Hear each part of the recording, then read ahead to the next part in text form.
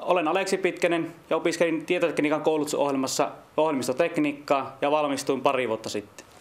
Olen pienestä asti ollut kiinnostunut tietotekniikasta ja aloin jo kouluiässä ohjelmoimaan ensimmäisiä ohjelmia ja pelejä.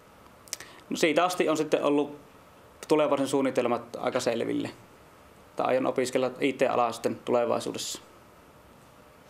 Opiskelu oli palkitsevaa, kesä oppi koko ajan jotain uutta ja opiskelu antoi hyvät valmiudet työelämään.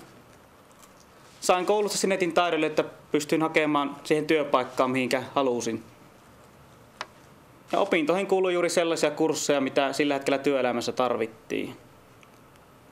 Ja koulussa opittujen asioiden takia oli helppo hakea sitten päätötyöpaikkaa ja oli hienoa sitten päästä töihin siihen samaan firmaan, missä päätötyön tein, että tiesin, että oli onnistunut siinä itse päätötyön teossa. Ja jos on kiinnostunut lähteä opiskelemaan IT-alalle, niin koko ajan alalla tarvitaan uusia osaajia ja nuoren ihmistä on helppo omaksua uusia ohjelmointikieliä ja oppia helposti uutta.